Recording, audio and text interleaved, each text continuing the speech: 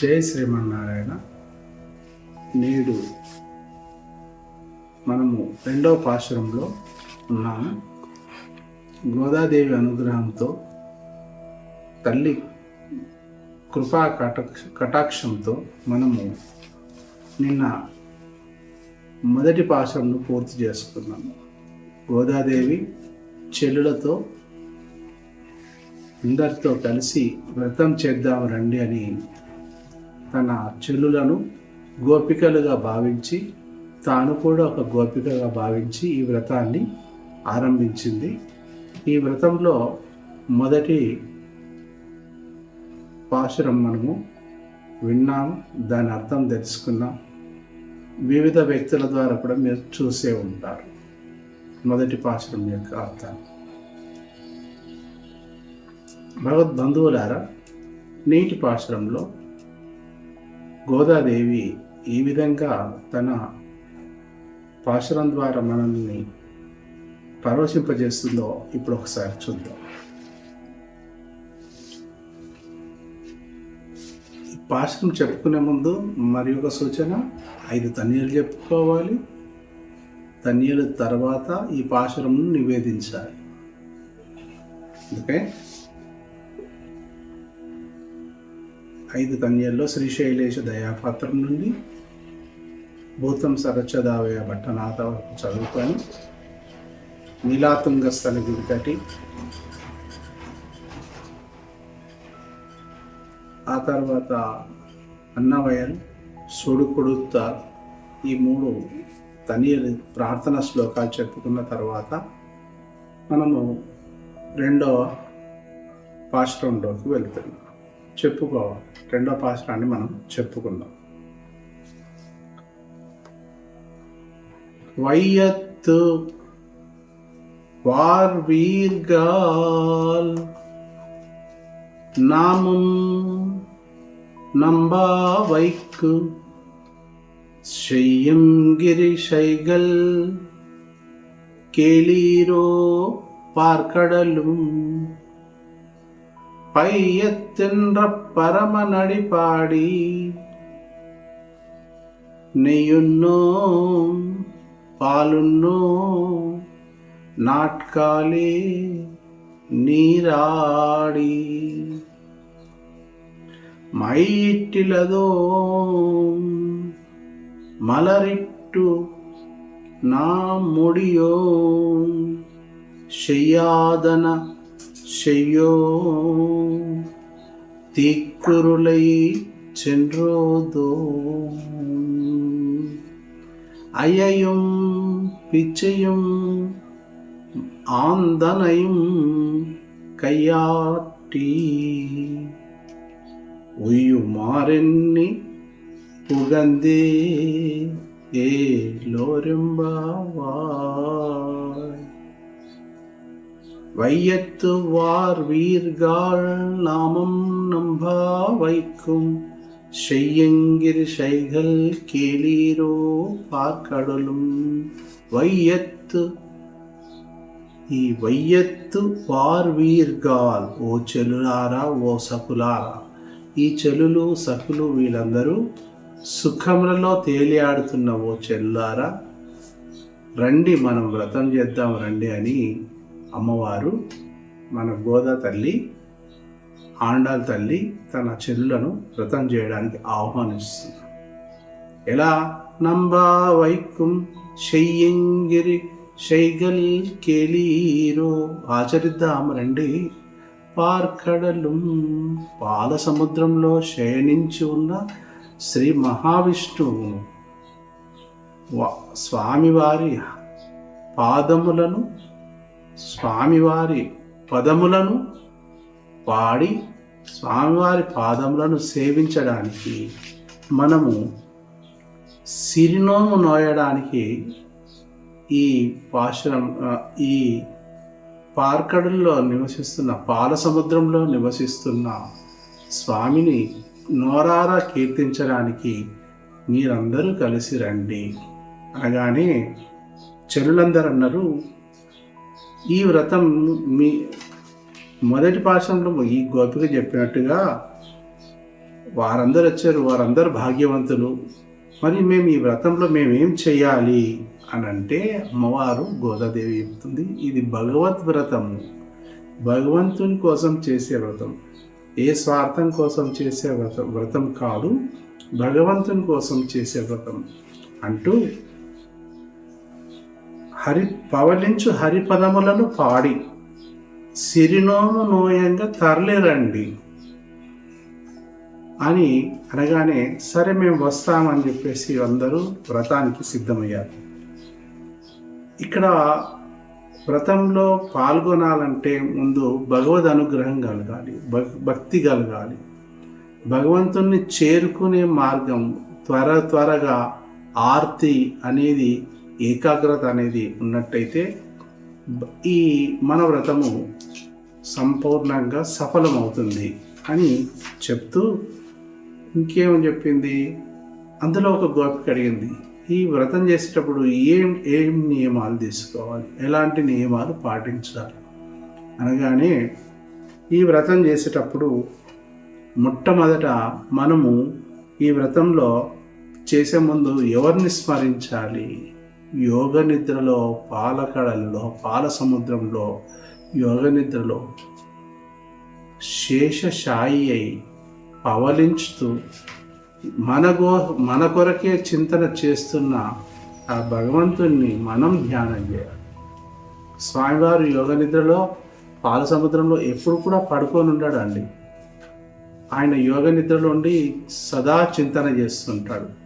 ఎవరెవరు నా కొరకు ధ్యానం చేస్తున్నారు, ఎవరెవరు నా కొరకు పూజలు చేస్తున్నారు, ఎవరెవరు నన్ను తిరస్కరిస్తున్నారు, ఎవరెవరు నా పైన భక్తి లేదు, ఎవరెవరికి ఉన్నదో, మరి ఈ కాలాలను, సృష్టి స్థితి లయ కాలాలను ఎలా అదుపులో ఉంచుకోవాలని యోగ చింతన చేస్తూ యోగ నిద్రలో ఉంటాడు. అంటే యోగ నిద్ర అంటే గాఢమైన నిద్ర కాదు. స్వామివారు ఎప్పుడైనా యోగ నిద్రలోనే మెలుగు కనులు మూసుకొని మాత్రమే చింతన చేస్తుంటాడు. అట్లాంటి యోగ నిద్రలో ఉన్న స్వామి హరిపదములను పాడి, ఆ స్వామి పదములే చాలు రామ, నీ పదములే 10,000 అన్నట్టుగా రామదాసు పాడినట్టు ఆ పదములను పాడడానికి మనం రావాలి. మరి వాటికి కొన్ని ఎలిజిబిలిటీ నియమాలు, కండిషన్స్ అనేటివి కొన్ని మనం పెట్టుకుందాం. ఆ పెట్టుకున్నట్టయితే మన వ్రతంలో, గోదాదేవి వ్రతంలో, మన శ్రీ వ్రతంలో అది సఫలీకృతం అవుతుందని గోదాదేవి ఆ వ్రత నియమాలను చెప్పింది. ఎన్ని వ్రత నియమాలు? 10 వ్రత నియమాలు చెప్పింది. 10 నియమాలను ఆమె చెప్పింది. ఏమిటంటే, పయ్యెత్తిండ్ర పరమ నడిపాడి, పరమపదమును పాడాలి. పరమలోకంలో స్వామివారిని, స్వామి పదములను పాడి, నెయ్యున్నో పాలున్నో నాట్కాలే నీరాడి, మేము పాలు తినము, పాలు తాగము, నెయ్యి తినము, పాలు నెయ్యి తాగము, నాటకాలే ప్రొద్దున్నే నీరాటం చేస్తాం. నీరాటం అంటే మొదటి పాశురంలో నీరాడ మార్గలి తింగల్ మది నిరైంద నన్నాల నీరాడ పోదివే, నీరాటం అంటే స్నానం. కాబట్టి ఇక్కడ పాలున్నో నాటకాలే నీరాడి అంటే భగవద్ వ్రతమును చేసేటప్పుడు భగవంతుని యొక్క మొదటి నియమం నామ సంకీర్తన తప్పనిసరిగా చేసుకోవాలి. నామ సంకీర్తన చేసుకుంటూ పోతే భగవంతుని పైన భక్తి కలుగుతుంది, భక్తితోని జ్ఞానం కలుగుతుంది, త్వరగా చేరుకోవాలన్న ఆశ కలుగుతుంది భగవంతునికి. సో ఆ భగవంతుని నామ సంకీర్తనం చేయాలి. ఏం లేదులే నేను మనసులో చేసుకుంటానంటే చేసుకో, కానీ సంకీర్తనం భగవంతునికి ఈ కలియుగంలో చాలా ఇష్టం. ఎవరైతే గట్టిగా భగవంతుని నామాలు పాడుతారో, ఆయన శ్రవణ నక్షత్రంలో పుట్టిన వాడు కనుక ఆయనకు శ్రవణం అంటే చాలా ఇష్టం. భగవంతునికి, శ్రీమన్నారాయణుడికి శ్రవణం అంటే చాలా ఇష్టం. కాబట్టి నామ సంకీర్తన చేయాలి. నామ సంకీర్తన, రామ రామ, కృష్ణ కృష్ణ, గోవింద గోవింద అనంటే పులకరించిపోతాడు. కాబట్టి నామ సంకీర్తన మొదటి నియమంగా మనం పెట్టుకోవాలి. అలాగే నాట్కాలే నీరాడి వేకువజామునే స్నానం చేయాలి. సూర్యోదయం కాకముందే స్నానం చేద్దాం. ఇది రెండో నియమం. తర్వాత మైయిట్టిలదో స్నానం చేసేసిన తర్వాత మడి, శుభ్రమైన వస్త్రాలు కట్టుకొని మడి అనేది చేసుకొని మన ఇంట్లో ఉన్న దేవాలయం, మన ఇంట్లో ఉన్న పూజా గదిలోకి ప్రవేశించినాక మూడవది తిరువారాధన చేస్తాం. తిరువారాధన చేసిన తర్వాత మైయిట్టిలదో కాటుక కన్నులకు కాటుక పెట్టుకోం. కన్నులకు కాటుక పెట్టుకుంటే ఏ స్త్రీ అయినా ఎవరైనా అందంగా కనిపిస్తారు. మైయిట్టిలదో మలరిట్టు నాం ముడియో, మలరిట్టు నాం ముడియో, పూలను కూడా తలలో ముడవం. ఎంత విచిత్రంగా ఉన్నాయో నియమాలు. మలరిట్టు నాం ముడియో, పాలు తినరు. నెయ్యున్నో పాలున్నో, నెయ్యి తీసుకోరు, పాలు తీసుకోరు, పెరుగు తీసుకోరు. మైయిట్టిలదో మలరిట్టు నాం ముడియో, செய்யாதன செய்யோம் తీక్కురులై చెన్రోదోం. కాటుక పెట్టుకోము, పూలు మడవము, పూలు పెట్టుకోము, పూలతో అలంకరించుకోము. కానీ చెయ్యాదన చెయ్యో తీక్కురులై చెన్రోదోం. మా పెద్దలు ఏ విధంగా ఆచరించిన మంచి పనులు ఉన్నాయో వాటిని మాత్రమే ఆచరిస్తాం. అంతే తప్ప మా పెద్దలు చెయ్యని పనులు మేము చెయ్యము. మా పెద్దలు చేసిన మంచి పనులు ఏమున్నాయో పరంపరను మేము అదే కొనసాగిస్తాం. పెద్దల మాటను మేము అతిక్రమించము. పెద్దల మాట చద్ది మూట అన్నట్టుగా మేము మా పెద్దలు ఏ విధంగా ప్రవర్తించారో, ఏ విధంగా ఆచరించారో అదే మాటను ఐదో నియమంగా పెద్దలు చేసిన మంచి పనులని మేము చేస్తాం. ఇది వ్రతంలోని 5వ నియమం. 7వ నియమం అనుకోండి. తీక్కుర్లై చెన్రోదో, చాడీలు చెప్పాము. ఈ ఇంటి చాడీలు ఆ ఇంటికి, ఆ ఇంటి చాడీలు ఈ ఇంటికి, ఈ ఇంటి చాడీలు ఆ ఇంటికి. ఇది మనిషికి కాస్త సమయం దొరికితే సెల్ ఫోన్లో బ్యాలెన్స్ అయిపోతే, టీవీలో సిగ్నల్స్ ఆగిపోతే ఇంకా చేసేది ఏం లేదని చెప్పేసి ఆ పక్కింటి వాళ్ళ దగ్గరనో, ఈ ఇంటి వాళ్ళ దగ్గరనో చూసావా వదినా, చేసావా వదినా, ఇట్లయింది, అట్లయింది, ఇలా అయింది, అలా అయింది అని చాడీలు చెప్పడం. ఒకళ్ళు చెప్పిన చాడీలను నాకు చెప్పకని వినకుండా ఉండడం. ఇది నియమం. అంటే మనము తీక్కుర్లై చెన్రోదో, తీక్షణంగా కూడా మాట్లాడద్దు, కోపంగా కూడా మాట్లాడద్దు. ఎప్పుడు మనము భగవంతుని సేవలోనే నిమగ్నమై ఉండేటట్టుగా చేద్దాం. చాడీలు చెప్పము, ఇంకా తీక్షణంగా మాట్లాడము. ఇంకొక నియమం చెప్పింది అమ్మవారు, ఆత్మస్తుతి పరనింద అసలు చేయకూడదు. ఆత్మస్తుతి అంటే తనకు తాను చెప్పుకోవడం. ఏదో కొంచెం సహాయం చేసిన తర్వాత నా వల్లనే వీళ్ళు ఇంత ప్రయోజకులేదు, దీన్ని ఆత్మస్తుతి. పరనింద, ఇతరులను నిందించడం, దూషించడం, ఇది ఈ వ్రతంలో ఉన్నప్పుడు అస్సలు కూడా చెయ్యొద్దు. వీటిని కంట్రోల్ చేసుకుంటే ఈ వ్రతం సక్సెస్ అయినట్టు. ఈ శ్రీవ్రతము, గోదాదేవి వ్రతము వీటిని కంట్రోల్ చేసుకుంటే సక్సెస్ అయినట్టే.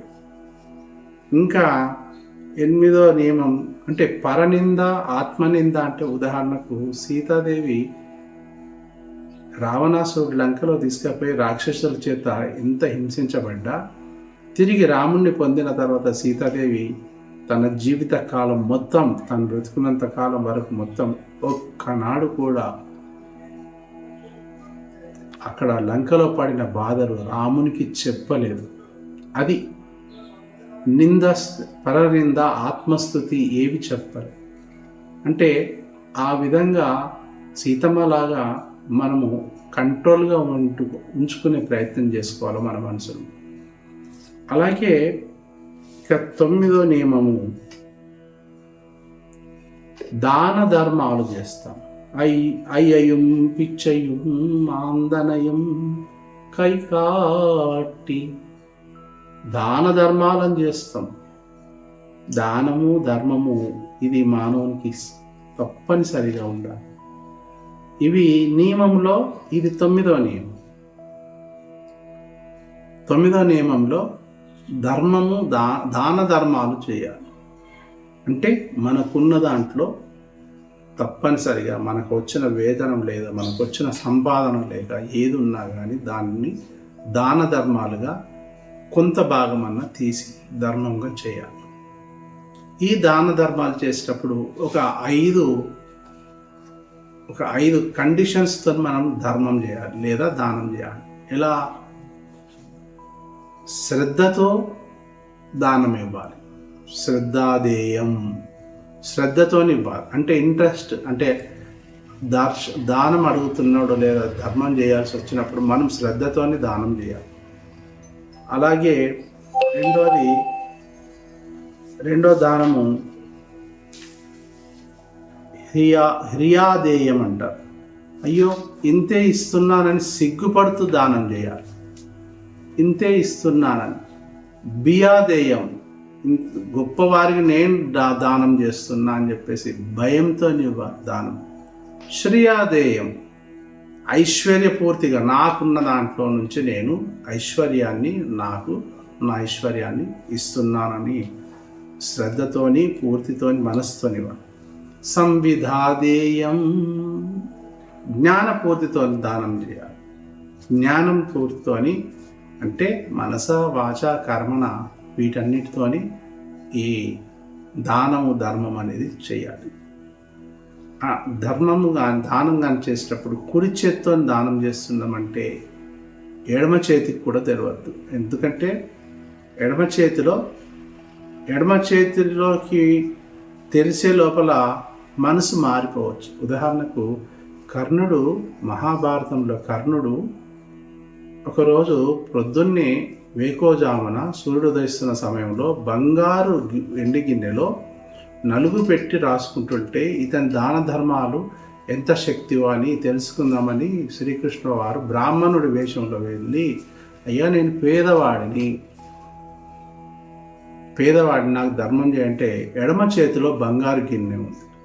ఆ బంగారు గిన్నెలో సున్నిపిండి ఉంది, నలుగు పిండి. ఆ నలుగు పిండితో దానం చేసేది ముందట ఎడమ చేతితోనే దానం చేస్తుంటే ఆ బ్రాహ్మణుడు అన్నాడు, వామహస్తం చేత దానం చేయడం తగునా? వామహస్తం చేసే లోపల దానం చేయడం నీకు తగునా కర్ణ అని అడిగితే ఆ బ్రాహ్మణుడితోని, మారువేషం ఉన్న శ్రీకృష్ణుడితోని, బ్రాహ్మణోత్తమ, ఎడమ చేతి నుండి కుడి చేతిలోకి మారి నీ చేతికి అప్పగించే లోపల నా మనసు ఏదో విధంగా ఆలోచిస్తే ఆ దానం కూడా నీకు అందదు కదా. ఆ దాన్ని శ్రద్ధతో దానము లేదా జ్ఞానదానంగా మనము చెప్పుకోవచ్చు. దానము అంత గొప్పటి విశేషంగా మనము ఊహించుకోవాలి. ఇక్కడ 9 నియమాలు అయిపోయినాయి. 10వ నియమం ఉజ్జీవన విధానం. నెయ్యి మారిన్ని ఉగందే లోరెంబావాయ్, ఉయ్యి మారెన్ని యుగందే ఏ లోరెంబావాయ్.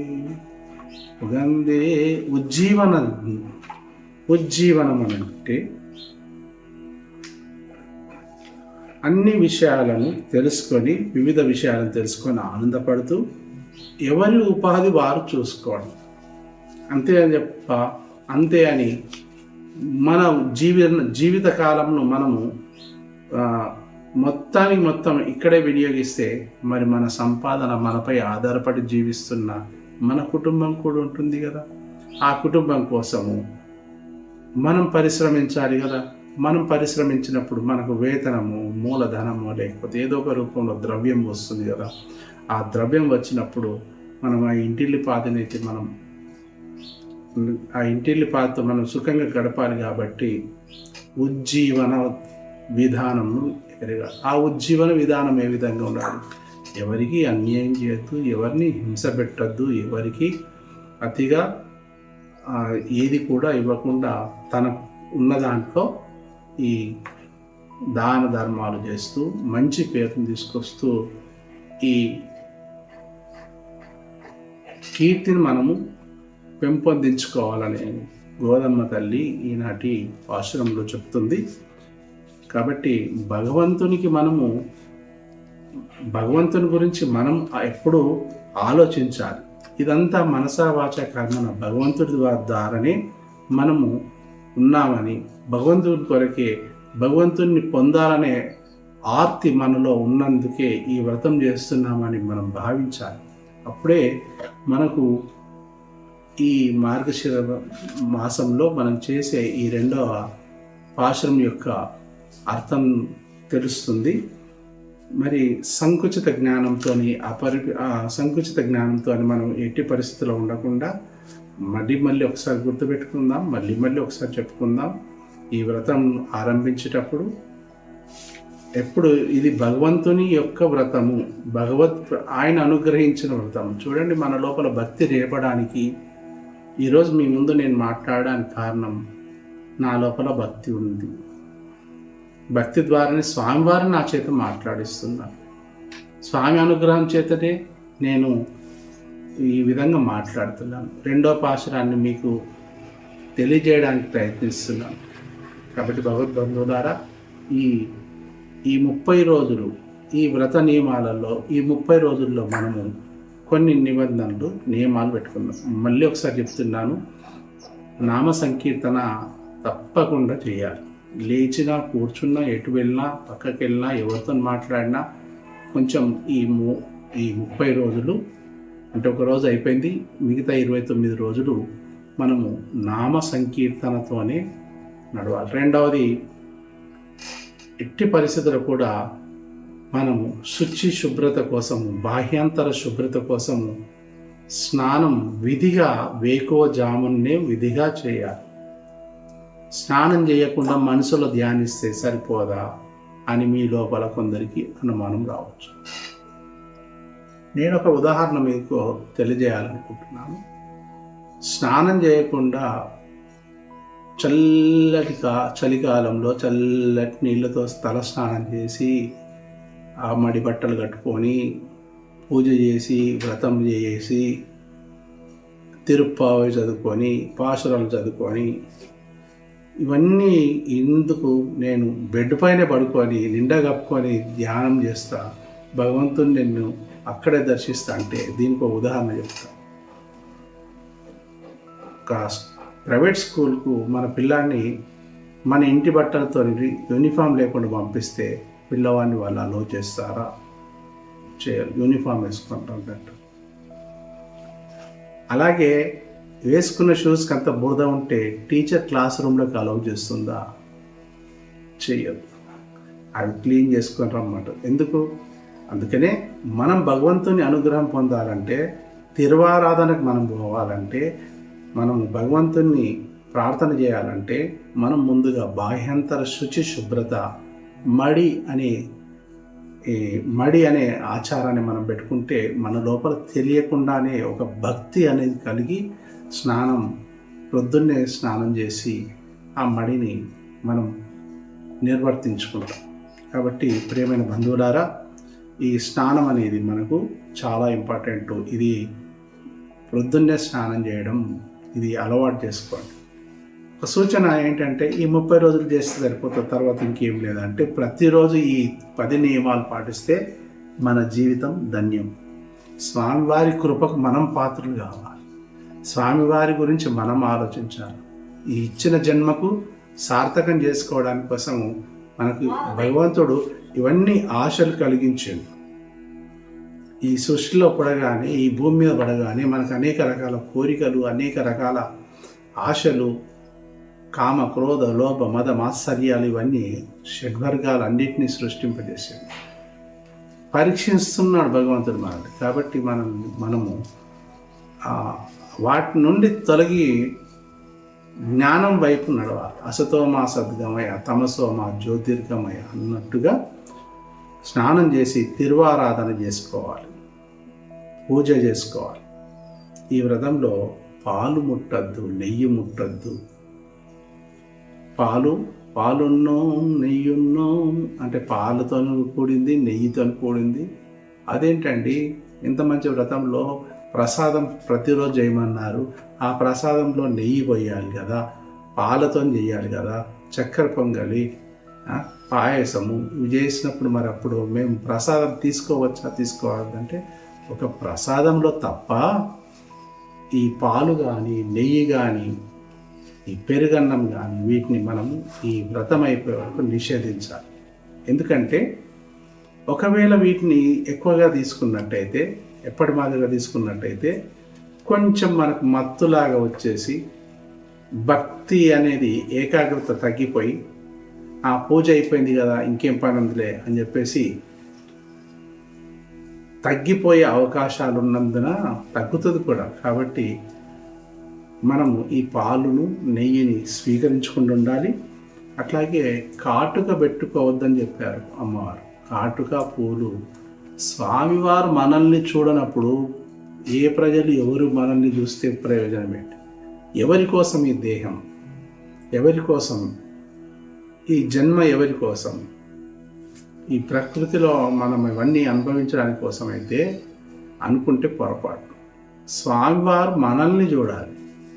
స్వామివారు చూసి మనల్ని చూసి అయ్యో నా బిడ్డలను దగ్గర తీసుకున్నప్పుడు స్వామివారికి ఆనందం కలిగేటట్టు అప్పుడు మనల్ని స్వామివారే తయారు చేస్తాడు. అందుకని 28వ పాశురంలో కూడారై వెళ్ళం సీర్ గోవింద అని 28వ పాశురంలో ఆ అమ్మవారు ఎలా నగలు ధరింపజేయాలో, ఎలా అలంకరించుకోవాలో అమ్మవారు 28వ పాశురంలో ఘనంగా చెప్పింది. కాబట్టి ఈ కాటుక పెట్టుకోకండి, స్త్రీలైతే పూలు ముడవకండి. ముడిచిన పూలు పెట్టుకున్న అది ఎవరి కొరకు? మీ మిత్రుల కొరకో, మీ అందం కొరకో, మీ పక్క వాళ్ళ కొరకో, మీ ఫంక్షన్స్ కొరకో కాదు. అవి ఎవరి కొరకు? స్వామివారు కనులారా వీక్షించి మిమ్మల్ని ఆశీర్వదించడానికి కోసమే పెట్టుకోవాల్సిన సమయం ఉంటుంది. లేని పక్షంలో మనం పూజలోనే ఉంటాం కాబట్టి అలంకరణలో కొంచెం అలంకరణకు తగ్గించి స్వామి అలంకరణకు మనం ఎక్కువ సమయాన్ని వెచ్చిస్తే స్వామి కృపకు మనం పాత్రలు అవుతాం. ఇంకా 7వ నియమము, పెద్దలు చేసే పనులు, పెద్దలు చెయ్యని పనులు మనం చెయ్యొద్దు.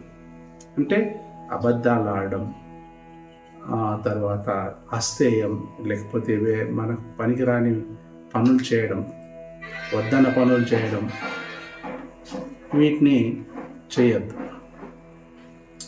అట్లాగే అతి ముఖ్యమైనది ఇది, మనం నోరును అదుపులో పెట్టుకోవడానికి చేసేది చాడీలు చెప్పడం, పక్కింటి వాళ్ళకి అటు ఇటు చాడీలు చెప్పడం, ఆత్మస్తుతి, పరనింద వీటిని చేయకుండా ఉండేది. ఇది ఒక ఎత్తు అయితే ఇది చాలా కష్టం. ఆత్మస్తుతి, పరనింద అనేది పరులు కనబడగానే వాళ్ళ గురించి, వాళ్ళు లేని సమయంలో ఇతరుల గురించి మనము నిందిస్తుంటాం. అది ఈ వ్రతంలో పనికిరాదు. ఆత్మస్తుతి, దాన్ని ఇంగ్లీష్లో సెల్ఫ్ డబ్బా అంటారు. సెల్ఫ్, నాది నా అంత గొప్పవాడు లేడు, నా అంత మంచివాడు లేడు, నాకు తెలిసినంత ఎవరికి తెలియదు అని చెప్పుకుంటుంటారు. అది కూడా చేయకూడదు. ఈ 30 రోజుల్లో, కనీసం ఈ 30 రోజుల్లో ఆ వ్రతం అయిపోయిన తర్వాత, ధనుర్మాసం అయిపోయిన తర్వాత కొన్ని మినహాయింపు చేసుకోవచ్చు. కాకపోతే ఈ 30 రోజుల్లో మనము శ్రద్ధగా కఠినంగా కొంచెం అయ్యప్ప మాల ధరించిన వాళ్ళు కొన్ని నియమాలు చాలా కఠినంగా పాటిస్తారు. అట్లాగే మనం కూడా అట్లాగే నియమాలు పెట్టుకుందాం. అమ్మవారు పెట్టిన నియమాలు ఇవి, మనం ఎవరో చెప్పిన నియమాలు కాదు, పెట్టుకోవాలి. ఆశ్రమంలో చెప్పేది మైట్టినదో మలరిట్టునా ముడియో అని చెప్పింది. కాబట్టి మనము అయ్యం పిచ్చయం ఆందనయం గయ్యాటి, కాబట్టి చాడీలు చెప్పము, దాన ధర్మాలు చేయాలి. ఈ నెలలో మార్గశిర మాసంలో ఎంత దానాలు చేస్తే, ఎంత దానాలు పేదవారిని చూసి జాలిపడి మన దగ్గర ఉన్నంత ఇచ్చి, మన దగ్గర తోచినంత ఇస్తూ సిగ్గపడుతూ ఇవ్వాలి. అయ్యో నేను ఇంతే ఇవ్వగలుగుతున్నా, ఇంతే సహాయం చేయగలుగుతున్నా. అప్పు మాత్రం అడుక్కోకండి. ఈ మార్గశిర మాసంలో దానం చేయండి. సరే, మీ దగ్గర 10 రూపాయలు ఉన్నాయనుకోండి, ఒక పేదవాడు అయ్యా దానం చేయండి, ఒక 2 రూపాయలు చేస్తే తప్పేం లేదు. 8 రూపాయలు నీ కొరకు ఉంచుకుంటే సరిపోతుంది. అలాగే ఈ దాన ధర్మాలలో మనము చాలా విశేషంగా, అంటే డబ్బును విచ్చలవిడిగా ఖర్చు పెట్టకుండా చేయమన్నారు కదా అని చెప్పేసి విచ్చలవిడిగా దానాలు చేయకూడదు. అపాత్రత దానం అస్సలు చేయకూడదు. మనం చేసిన దానము తీసుకున్నవాడు వినియోగించుకునేటట్టుగా ఉండే వ్యక్తికి మాత్రమే దానం చేయాలి. అపాత్రత దానం అంటే మనకు బస్ స్టాండ్లలో, రైల్వే స్టేషన్లలో, మార్కెట్లలో అనుకుంటూ ఏదో యాక్టింగ్ చేసుకుంటూ అడుగుతారు, తీసుకుపోయి ఆ డబ్బును వేరే పనులకు వినియోగిస్తారు. అట్లాంటి వాళ్ళని మనం గుర్తెరిగి దానం చేయాలి, దోషం ఏం లేదు. కాబట్టి అపాత్రత దానం చేయొద్దు. పాత్రత దానం చేసి, శ్రద్ధతో దానం చేసి, సిగ్గుపడుతూ దానం చేసి, గొప్ప వాళ్ళకి ఇస్తున్నాననే బుద్ధితో దానం చేసి, నాకు జ్ఞానంతో వస్తున్న దానం అని దానం చేస్తూ, ఈ 9వ నియమాన్ని పాటిస్తూ, 10వ నియమం ఉజ్జీవన విధానం. మళ్ళీ ఎంతసేపు మనం ఈ పూజా కార్యక్రమంలో ఉంటూ ఇదే పూజలు చేసుకుంటూ ఉంటే మనకు ఉన్న వాస్తవం మాట చెప్తున్నా, మనకు డబ్బు ఎలా వస్తుంది. కాబట్టి మన వృత్తిని మనము యథావిధంగా కొనసాగించుకోవాలి. వృత్తిలో ఉంటూ వీటిని నిర్వర్తించాలి. అందుకనే భక్త తుకారాం సినిమా మీరు చూసే ఉంటారు. భక్త తుకారాం సినిమాలో అతను గృహస్థుడిగా ఉంటూ సశరీరంతో భగవంతుని దగ్గరికి వైకుంఠంకు చేరుతాడు. అంటే ఆయన దగ్గర ఎన్ని నియమాలను పాటించి ఉంటాడు. ఈ 9 నియమాలు మనం పాటించడానికి చాలా ఇబ్బందులు పడుతుంటాం.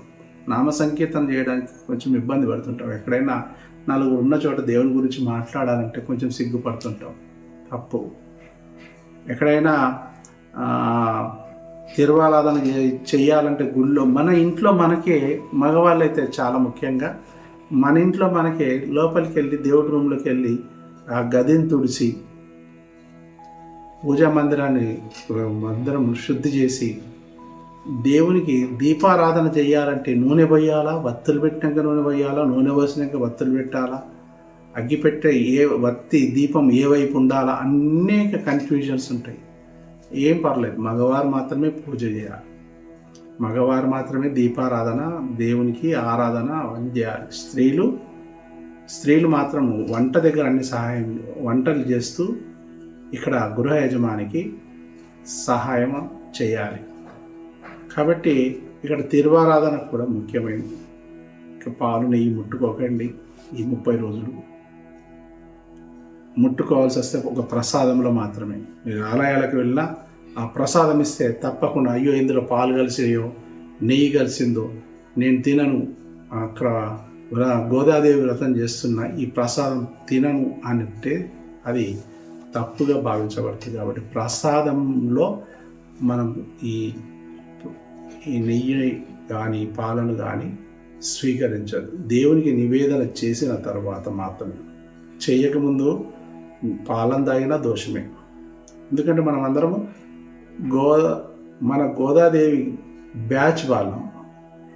కాబట్టి ఆమె చేస్తున్న వ్రతంలో మనం కూడా ఒక పార్ట్నర్స్, మనం కూడా ఒక మెంబర్స్. కాబట్టి ఆమె వ్రతంలో మనం కూడా కొనసాగుతున్నాం. కాబట్టి